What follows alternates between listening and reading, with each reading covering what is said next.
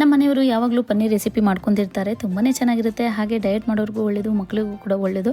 ಹಾಗಾಗಿ ಇವತ್ತು ಮಾಡಿಕೊಡಿ ಅಂತ ಹೇಳಿ ನಮ್ಮ ಮನೆಯವರಿಗೆ ಹೇಳಿದ್ದೆ. ಪನ್ನೀರ್ನ ಚಿಕ್ಕ ಚಿಕ್ಕದಾಗಿ ಕಟ್ ಮಾಡಿ ಅದಕ್ಕೆ ಖಾರದ ಪುಡಿ, ಅರಿಶಿನ, ಉಪ್ಪು ಹಾಕಿ ಗರಂ ಮಸಾಲ ಹಾಕಿ ಮಿಕ್ಸ್ ಮಾಡಿ 5 ನಿಮಿಷ ಎತ್ತಿಡಬೇಕು.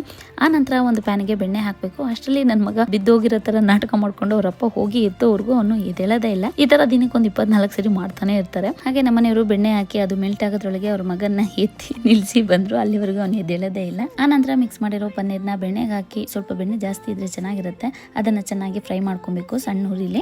ಇಲ್ಲ ಅಂದ್ರೆ ಅದು ತಳ ಹಿಡಿಯುತ್ತೆ. 2 ನಿಮಿಷ ಮಿಕ್ಸ್ ಮಾಡಿದ್ಮೇಲೆ ಮುಚ್ಚಿಡಬೇಕು. ಮತ್ತೆ 2 ನಿಮಿಷ ಆದ್ಮೇಲೆ ಅದಕ್ಕೆ tomato sauce, tomato ketchup, soya sauce ಹಾಕಿ ಮಿಕ್ಸ್ ಮಾಡಿ 2 ನಿಮಿಷ ಮುಚ್ಚಿಟ್ರೆ ಪನ್ನೀರ್ ಫ್ರೈ ರೆಡಿ ಆಗುತ್ತೆ. ಆ ನಂತರ ಸ್ಟವ್ ಆಫ್ ಮಾಡಿ ಅದಕ್ಕೆ ಸಾಂಬಾರ್ ಸೊಪ್ಪು ಹಾಕಿದ್ರೆ ಬೊಂಬಾಟಾಗಿರುತ್ತೆ. ಆ ಹಸಿ ಸಾಂಬಾರ್ ಸೊಪ್ಪು ಜೊತೆ ಹೊತ್ತದಂಗಾಗಿರೋ ಆ ಫ್ರೈ ಮಾಡಿರೋ ಪನ್ನೀರ್ ಎಷ್ಟು ಚೆನ್ನಾಗಿರುತ್ತೆ ಗೊತ್ತಾ. ಒಬ್ಬರಿಗೆ 1 ಪ್ಯಾಕ್ ಸಾಕಾಗೋದೇ ಇಲ್ಲ. ನಮ್ಮನೆಯವರಿಗೆ ಡ್ರಿಂಕ್ಸ್ಗೆ 1 ಪ್ಯಾಕ್ ಆಗ್ಲೇಬೇಕು. ವೆಜ್ ಅವ್ರಿಗೆ ಒಳ್ಳೆ ರೆಸಿಪಿ ಅಂತಾನೆ ಹೇಳ್ಬೋದು. ಒಮ್ಮೆ ಟ್ರೈ ಮಾಡಿ. ಎಲ್ರಿಗೂ ಧನ್ಯವಾದಗಳು.